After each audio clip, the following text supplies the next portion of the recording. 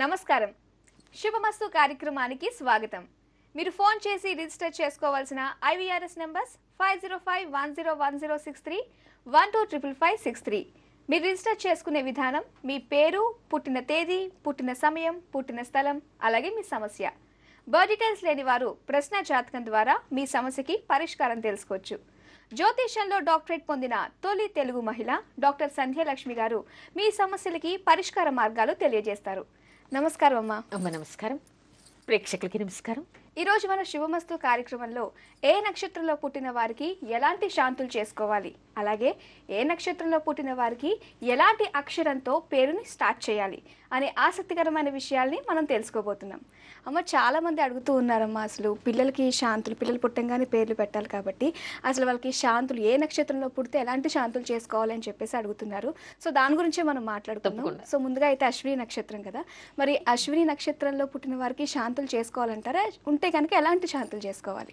అశ్విని నక్షత్రం గురించి శాంతి, అసలు చాలా మందికి చాలా అపోహలు ఉన్నాయి. ఈ విషయంలో చాలా మంది ఫోన్లు చేసి అడుగుతూ ఉంటారు. ఎవరైనా డెలివరీ అవ్వగానే అమ్మా ఈ నక్షత్రం బ్రాహ్మడు ఇలా చెప్తున్నాడు, మేమేం చెయ్యాలి అని అడుగుతూ ఉంటారు. నిజానికి ఒకటి గుర్తుపెట్టుకోవాలి, అన్ని నక్షత్రాలకి అన్ని పాదాలకి దోషం ఉండదు. కొన్ని నక్షత్రాలకి 1వ పాదానికి, కొన్ని నక్షత్రాలకి 4 పాదాలకి, కొన్ని నక్షత్రాలకి 3వ పాదానికి, కొన్ని నక్షత్రాలకి 4వ పాదానికి అలా మారుతూ ఉంటుంది. నక్షత్రాన్ని బట్టి మారుతూ ఉంటుంది. ఇక్కడ మీరు అశ్విని అన్నారు. అశ్విని నక్షత్రానికి కూడా ఏమిటంటే మొదటి పాదానికి మాత్రం శాంతి చేసుకోవాలి. ఓకే, అంటే మొదటి పాదానికి శాంతి ఉంటుంది అనమాట. అంటే డిఫాల్ట్గా ఇప్పుడు పలానా నక్షత్రంలో పుట్టారు అనుకుంటే అశ్విని నక్షత్రం డిఫాల్ట్గా అయి ఉంటే కనుక మనకి 1వ పాదంలో ఖచ్చితంగా వీళ్ళు శాంతులు చేసుకోవాలని చెప్పేసి ఉంటుంది అంటారా? వాళ్ళ జాతకాన్ని ఖచ్చితంగా పరిశీలించాల్సి వస్తుందంట. ఇక్కడ ఇంకొక విషయం తెలుసుకోవాలి. ఏమిటంటే అశ్విని నక్షత్రంలో మొదటి పాదానికి మాత్రమే దోషం కాబట్టి హోమశాంతి చేయాలి. దీనికి మాత్రం చాలా పెద్దగానే శాంతి చేయాలి, హోమశాంతి చేయాలి, తర్వాత కేతు జపం చేయించాలి, తర్వాత మహన్యాసపూర్వక రుద్రాభిషేకం చేయాలి. అంతేకాకుండా మీరు అన్నారు జాతకం కూడా చూసి పరిశీలించాలా అని. తప్పనిసరిగా ఇది కేతు నక్షత్రము, తర్వాత ఇక్కడ గండాంత భాగం మనకేమిటంటే మొదటి 2 డిగ్రీల లోపల చంద్రుడు ఉండి ఉంటే మాత్రం తప్పకుండా గండాంత భాగంలో ఉంటాడు. అందులో కేతు మహర్దశ కూడా కాబట్టి బాలారిష్టాలు ఏమైనా ఆ జాతకంలో ఉన్నాయా పరిశీలించాలి, కేతు జపం చేయించాలి, చంద్ర జపం చేయించాలి, ఆ గండాంత భాగంలో ఉన్నదానికి కూడా కొంత శాంతి చేయించాలి, మృత్యుంజయ జపం చేయించాలి. అలాంటివన్నీ శాంతులు చేయాల్సినటువంటి అవసరం మొదటి పాదానికి. అందులో మొదటి పాదం మొత్తానికి కూడా కాదు, మొత్తం అంటే మొదటి 2 డిగ్రీలు అయితేనే అంత పెద్ద శాంతి లేదు. మొదటి పాదం అంటే ఒక్కొక్క పాదం మనకి 3 డిగ్రీల 20 నిమిషాలు ఉంటుంది. మొదటి 1.5 డిగ్రీ వరకు మాత్రం చాలా దోషం. ఆ తర్వాత అయితే మాత్రం నక్షత్ర శాంతి చేసుకోవడం, కేతు జపం చేయించడం, చంద్ర జపం చేయించడం, రుద్రాభిషేకం చేయడం, హోమశాంతి చేయడం చేయాలి. ఓకే, ఇవన్నీ కామన్ గా ఉంటుంది. అయితే మిగతా 1, 2, 3, 4 పాదాలు ఉన్నాయి కదా, వాటి గురించి మనం తర్వాత మాట్లాడుకుందాం. కాలర్ లైన్ లో ఉన్నారు, దివ్య అనే కాలర్. హలో హలో, నమస్కారం అండి. నమస్కారం అండి. దివ్య పేరు మీద రిజిస్టర్ చేసుకున్నారు కదా? అవునండి. ఒకసారి వారి బర్త్ డీటెయిల్స్ కన్ఫర్మ్ చేసుకుందాము. ఓకే. జనవరి 25, 1990 మధ్యాహ్నం 3:15 పుట్టారు, హనుమకొండలో. అవునండి. మీరు రిజిస్టర్ చేసుకున్న సమస్య పెళ్లి గురించి కదండి? అవునండి. ఓకే, మేడంతో మాట్లాడండి. నమస్కారం అమ్మా, చెప్పండి. నమస్కారం మేడం. చెప్పండి మేడం, మ్యారేజ్ దగ్గరికి వస్తున్నాయి, అన్ని క్యాన్సిల్ అవుతున్నాయి మేడం. దగ్గరికి వచ్చి క్యాన్సిల్ అయిపోతున్నాయా? అంటే ఏదైనా నిశ్చయం అయిన తర్వాత ఆగిపోవడం కానీ, లేదా చిన్నప్పటి నుంచి అనుకున్నది ఆగిపోవడం కానీ జరిగిందా మీకు? మ్యారేజ్ విషయంలోనే ఇలా జరుగుతుంది, అండ్ స్టడీస్ లో కూడా ప్రాబ్లం ఉంది మేడం. స్టడీస్లో ప్రాబ్లం ఉంది. మీకు బాగా తెలిసినటువంటి వ్యక్తి వచ్చేటువంటి అవకాశం ఉందంటే మీకు నియర్ డియర్లో ఎవరైనా ఒక వ్యక్తి మీ భర్తగా వచ్చేటువంటి అవకాశం మీ జాతకంలో కనపడుతోంది. కాకపోతే ఏంటంటే 7వ స్థానంలో మీకు కొంత దోషం ఉందమ్మా. ఆ దోషానికంటే 7వ స్థానం ఇక్కడ ఎవరైనా కుజదోషం అనొచ్చు, కానీ కుజదోషం అని చెప్పడానికి లేదు. ఎందుకంటే గురు దృష్టి ఉంది, గురు స్థానంలోనే కుజుడు కూడా ఉన్నాడు కాబట్టి ఇది కుజదోషం కాదు. రాశిలో అయితే 4 గ్రహాలు మీకు ఇక్కడ 7వ స్థానంలో ఉన్నాయి కాబట్టి కొంత దోష పరిహారం చేసుకోవాలి. ముందుగా మీరేం చేస్తారంటే విష్ణు ప్రతిమకి పూజ చేసి, లక్ష్మీనారాయణల బంగారు ప్రతిమకి పూజ చేసి దానం చేసిన తర్వాత పెళ్లి చేసుకోండి. దానివల్ల మీకు దోషం పరిహారం అవుతుంది. ఓకే, మరి దివ్య గారు విన్నారు కదా, మేడం చెప్పిన పరిహారం చేసుకుంటే తొందరలోనే మీ దోషాలన్నీ తొలగిపోతాయి. ఆల్ ది బెస్ట్ అండి.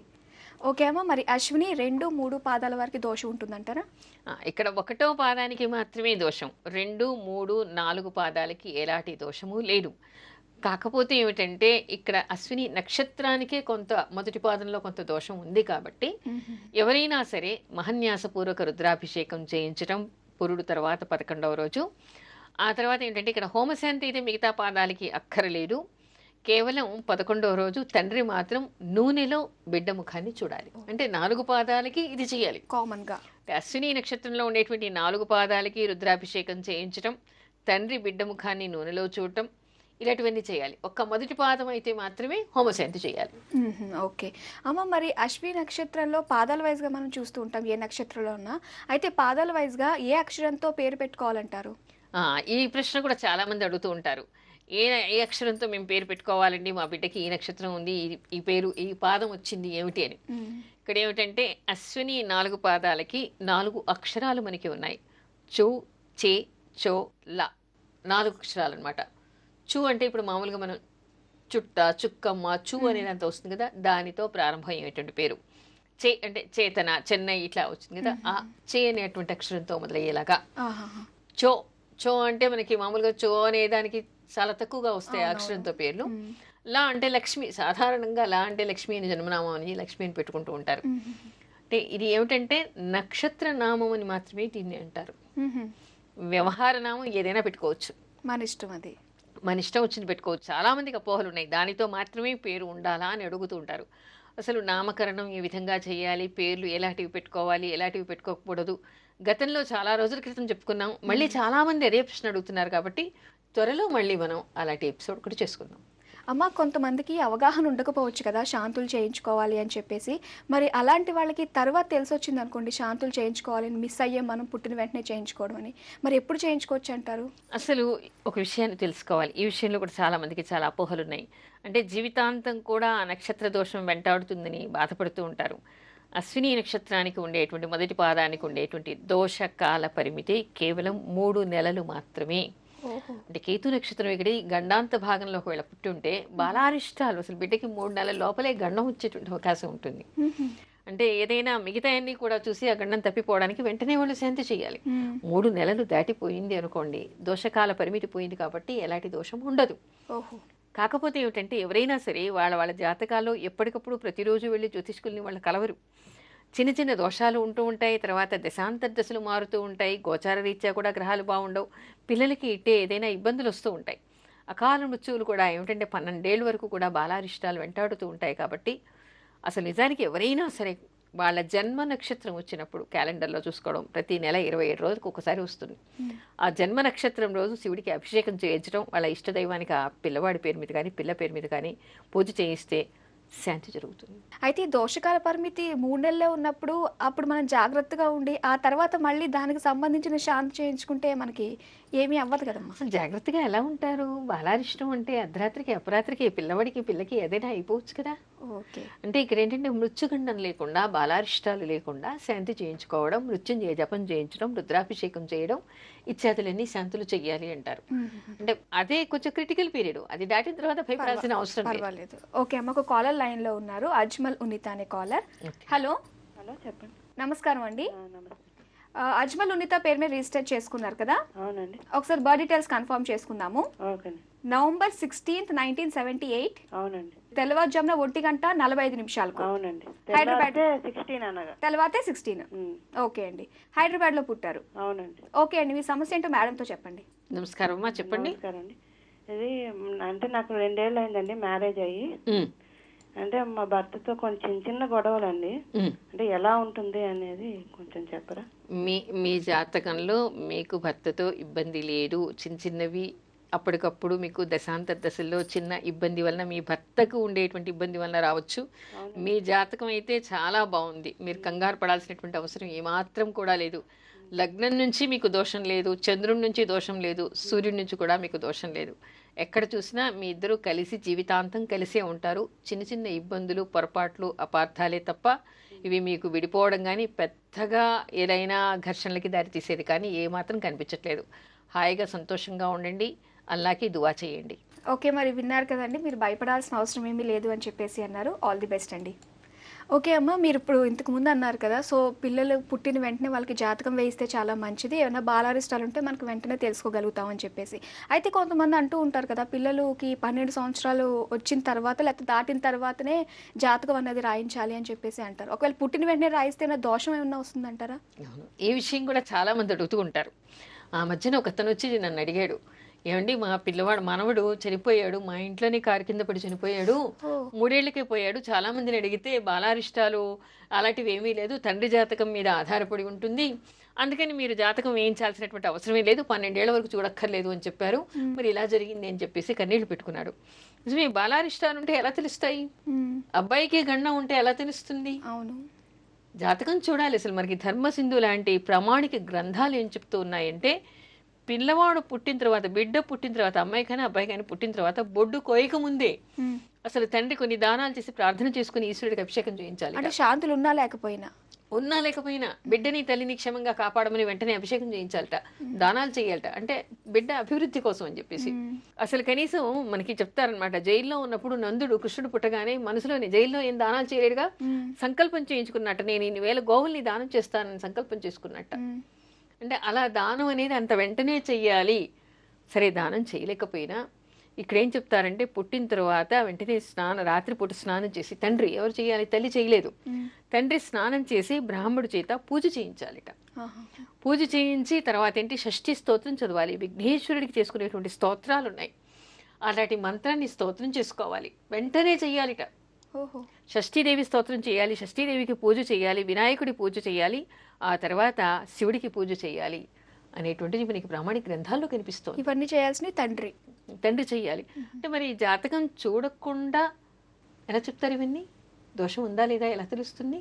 ఇంకోటి ఏమిటంటే, పుట్టగానే చేసే దానం అభిషేకమే కాకుండా పుట్టిన తర్వాత ఆ జాతకంలో ఏమైనా ప్రమాదాలు కనిపిస్తున్నాయా, ముఖ్యంగా బాలారిష్టాలు కనిపిస్తున్నాయా? అంటే బాలారిష్టాలు అంటే ఒక్కొక్కసారి ఏంటంటే, పిల్లలు చిన్న వయసులోనే చనిపోతూ ఉంటారు. 10 రోజులకి, 15 రోజులకి, నెల తిరగకుండా పురుడులో నేను, ఆ తర్వాత 2 నెలలకి, 3 నెలలకి, 5 నెలలకి పిల్లల్ని కాపాడుకోవాలట. కొన్ని దుష్ట శక్తులు పిల్లల్ని తీసుకెళ్ళడానికి ప్రయత్నాలు చేస్తుంటాయట. అందుకని వెంటనే శాంతి చేయాలి. షష్ఠీ స్తోత్రాన్ని తప్పనిసరిగా చదువుకోవాలి. ఆ డే 1 నుంచి పుట్టగానే షష్ఠీ స్తోత్రం, షష్ఠీ పూజ చేయాలి. అంటే ఆవిడ ప్రత్యేకంగా పిల్లల్ని కాపాడే తల్లి. సో అందుకని డెఫినెట్గా చేసుకోవాలి, తప్పనిసరిగా జాతకం చూపించాలి. ఓకే అమ్మ, కాలర్ లైన్లో ఉన్నారు, రాధిక అనే కాలర్, వారితో మాట్లాడదాం. హలో అండి, నమస్కారం అండి. రాధిక పేరు మీద రిజిస్టర్ చేసుకున్నారు, ఒకసారి బర్త్ డీటెయిల్స్ కన్ఫర్మ్ చేసుకుందాము.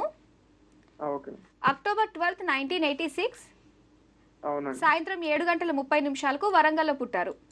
అవును మేడం. ఓకే అండి, మీరు రిజిస్టర్ చేసుకున్న సమస్య మ్యారేజ్ గురించి కదా? అవును మేడం. ఓకే, మేడంతో మాట్లాడండి. నమస్కారం అండి.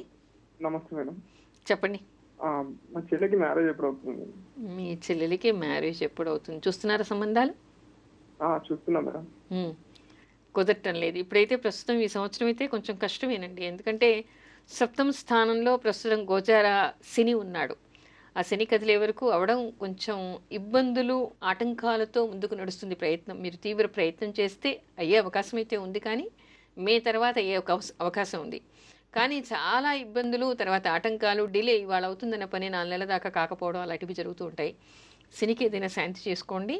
తర్వాత అమ్మాయిని కామేశబద్ధ మంగళ్య సూత్రశోభిత కందర అనేటువంటి మంత్రాన్ని జపించమని చెప్పండి. అమ్మాయికి మంచి హస్బెండే వస్తాడు, అనుకూలమైనటువంటి వాడు వస్తాడు. వివాహ విషయంలో కంగారేం లేదు, కాకపోతే ప్రస్తుతం డిలే అవుతుంది మాత్రం. ఓకే, మరి కంగారు పడాల్సిన అవసరం ఏమీ లేదు అని చెప్పేసి అంటున్నారు. అలాగే మేడం చెప్పిన మంత్రాలను కూడా అమ్మాయి చేత శ్రద్ధగా చదివించండి, తొందరలోనే మ్యారేజ్ అవుతుంది. ఆల్ ది బెస్ట్ అండి. అమ్మ, మరి 10 రోజుల్లో పురుడు ఉంది అని చెప్పేసి అంటారు కదా, మరి ఆ సమయంలో పూజ చేయొచ్చు అంటారా? ఇక్కడ ఏమిటంటే, షష్ఠీదేవి స్తోత్రాన్ని మాత్రం పురిటిలో కూడా బాలింత కూడా చదవచ్చు, అంటే బిడ్డ తల్లి కూడా చదవచ్చు. అయితే తండ్రి ఏం చెయ్యాలి? పురుడైనా సరే 5, 6వ రోజుల్లో ప్రత్యేకంగా ఏమిటంటే, పిల్లలకి ఏమైనా ఇబ్బందులు కలిగేటువంటి అవకాశం ఉంటుందిట. ఆ రోజు జాగరణలు చేయాలిట, అంటే కాపలా ఉండడం అనమాట. చేసి ఆ రోజు రాత్రి సాయంత్రం అవ్వగానే తండ్రి స్నానం చేసి బ్రాహ్మణ్ణి పిలిపించి వినాయకుడికి పూజ చేయాలిట, షష్ఠీదేవికి పూజ చేయాలి, శివపార్వతులకి పూజ చేయాలి, లక్ష్మీనారాయణలకి పూజ చేయాలి. అంటే చేయించాలి. కూర్చొని తండ్రి చేయడు, బ్రాహ్మడి చేత చేయిస్తాడు. షష్ఠీ స్తోత్రాన్ని మాత్రం పురిటిలో కూడా చదవచ్చు. అలా చేస్తే అక్కడ ఉండేటువంటి దోషం పరిహారం అవుతుందట. 5, 6 రోజుల్లో ప్రత్యేకంగా చెయ్యాలని చెప్పేసి మనకి ధర్మసింధులో కనిపిస్తోంది. అసలు ఏమని పూజించాలంటారు? ఈ విషయం కూడా అందరూ తెలుసుకోవాలి. ఎందుకంటే అందరికీ ఎవరి బిడ్డ వాళ్ళకి క్షేమంగా ఉండాలి అని ఉంటుంది. ఇది మనకి తెలియకుండానే అనేక దోషాలు మనకి తెలియకుండానే ఉంటూ ఉంటాయి. అలాంటప్పుడు ఏమిటంటే బిడ్డకి ఏమైనా అయితే తర్వాత మనం ఆలోచించి ఏమీ లాభం లేదు. అవును. అందుకని ముందుగానే చేయాలని మనకి శాస్త్రం చెప్తోంది కాబట్టి దానికి సంబంధించినటువంటి 2 శ్లోకాలు నేను చెప్తాను. ఎవరైనా కూడా ఈ శ్లోకాలు చదువుకొని ఆ షష్ఠీదేవిని వినాయకుడిని ప్రార్థించడం వలన మీ బిడ్డ మీకు రక్షించబడుతుంది అని తెలుసుకోండి. ఆయాహి వరదే దేవి మహాషష్ఠీతి విశ్రుతే శక్తిభి సహ బాలం మే రక్ష జాగర వాసరే. దీని అర్థం ఏమిటంటే ఈరోజు 5వ రోజు 6వ రోజు నేను బిడ్డ రక్షణ కోసం జాగ్రత్త చేస్తూ ఉన్నాను.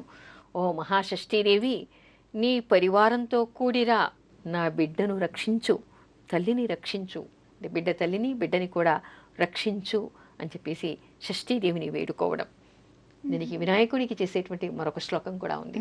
ఓకే, అది కూడా చెప్తాను, రాసుకోవచ్చు. లంబోదర మహాభాగ సర్వోపద్రవనాశన త్వత్ప్రసాదాద విఘ్నేన చిరంజీవతు బాలకః జననీ సర్వభూతానాం బాలానాంచ విశేషతః నారాయణీ స్వరూపేణ బాలం మే రక్ష సర్వదా. ఇక్కడేముంది? వినాయకుడిని వేడుకోవడం. ఏమని? నా పిల్లవాడిని రక్షించు, నా బిడ్డను రక్షించు, అదేవిధంగా తల్లిని కూడా రక్షించు, లోకాలని ఎలా రక్షిస్తున్నావో అలా నా బిడ్డను కూడా రక్షించు.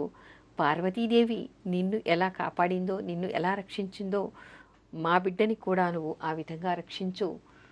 విష్ణు స్వరూపుడువై రక్షించు అంటే స్థితికారకుడు విష్ణుమూర్తి, విఘ్నకారకుడు అంటే విఘ్నాల్ని తీసేసేటువంటి వాడు విఘ్ననాయకుడు.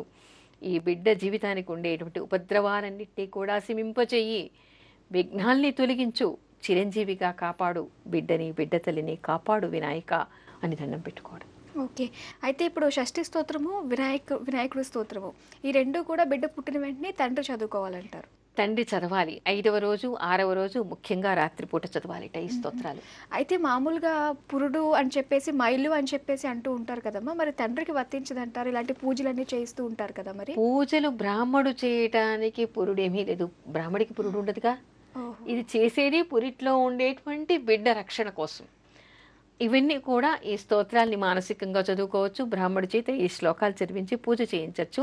షష్ఠి స్తోత్రాన్ని మాత్రం పురిటిలో కూడా తండ్రి బిడ్డ తల్లి కూడా చదువుకోవచ్చు, దోషమేమీ లేదు. ఎందుకంటే ఇది పురిటి బిడ్డను కాపాడడం కోసమే షష్ఠి స్తోత్రం ఉంది. ఓకే అమ్మ, ఉదయ్ భాస్కర్ అనే కాలర్ లైన్లో ఉన్నారు, వారితో మాట్లాడదాం. హలో, నమస్కారం అండి. ఉదయ్ భాస్కర్ పేరు మీద రిజిస్టర్ చేసుకున్నారు కదా? అవునండి, నాగ ఉదయ్ భాస్కర్. ఒకసారి బర్త్ డీటెయిల్స్ కన్ఫర్మ్ చేసుకుందాము. 16th డిసెంబర్ 1990, అంటే 15వ తారీఖున అర్ధరాత్రి పుట్టారనమాట, 0 hours. ఓకే, పొన్నూరు గుంటూరులో పుట్టారు. గుంటూరు జిల్లా. ఓకే, మీరు రిజిస్టర్ చేసుకున్న సమస్య జాబ్ ఎప్పుడు వస్తుందని చెప్పి తెలుసుకుందాం అనుకుంటున్నారు. ఓకే, మేడంతో మాట్లాడండి. నమస్కారం అండి. చెప్పండి మేడం. నాకు అవకాశాలు వస్తున్నాయి కానీ అవి మళ్ళీ వెనక్కిపోతున్నాయండి. మీకు వచ్చే అవకాశాలు వెనక్కిపోతున్నాయి. ఎప్పటి నుంచి ప్రయత్నం చేస్తున్నారు? అంటే 2012 మే నుంచి అండి ప్రయత్నాలు మొదలుపెట్టింది అప్పుడు. మీకు ఒకటండి ఎలినట్స్ నడుస్తోంది, రెండవది 12వ ఉండేటువంటి కేతు మహర్దశ నడుస్తోంది. అంటే దుష్టగ్రహం ద్వాదశానం ఉండటం, దశ కూడా బాగాలేదు, దానికి తోడు గోచార రీత్యా మీకు ఎలినాట్స్ అని కూడా ప్రారంభమైంది. అందుకని మీకు కొంచెం ఇబ్బంది, ఒత్తిడి చాలా ఎక్కువ ఉంది. దీనికోసం మీరు కేతు జపం చేయించండి. 2017 వరకు కేతు జపం చేయించండి. గణపతి పూజ చేయండి, వినాయకుడికి పూజ చేయండి. తర్వాత శని జపం 7 సంవత్సరాలు శని జపం చేసి నువ్వులు దానం చేయండి. శనికి ప్రదోషం ఉండి ఆంజనేయ స్వామికి లేదా శివుడికి నవగ్రహాలకి ప్రదక్షిణలు చేయండి, తిలదీపం పెట్టండి, శని ప్రదోషం ఉండండి. దీనితో పాటు ఓం శ్రీ రాజమాతన్యై నమః అనేటువంటి మంత్రాన్ని జపిస్తూ ఉండండి. అప్పుడు వినాయకుడి అనుగ్రహం వల్ల మీకు ఉండేటువంటి విఘ్నాలు తొలగిపోయి ఉద్యోగం వచ్చేటువంటి అవకాశం ఏర్పడుతుంది. ఓకే, మరి విన్నారు కదండి, మేడం చెప్పిన మంత్రాలు పరిహారాలు ఖచ్చితంగా పాటించండి, మంచి జాబ్ వచ్చే అవకాశం ఖచ్చితంగా ఉంది. ఆల్ ది బెస్ట్ అండి. ఓకే అమ్మాయి, వాళ్ళకి సమయం అయిపోయింది, మళ్ళీ రేపు కలుసుకుందాం అమ్మా. అలాగే. ఇది ఇవాల్టి శుభమస్తు కార్యక్రమం. మీ జాతక సమస్యలకై మీరు రిజిస్టర్ చేసుకోవాల్సిన IVRS నంబర్స్ 5051010631255563. మరిన్ని ఆసక్తికరమైన విషయాలతో రేపటి కార్యక్రమంలో మళ్ళీ కలుసుకుందాం. అంతవరకు సెలవు, నమస్కారం.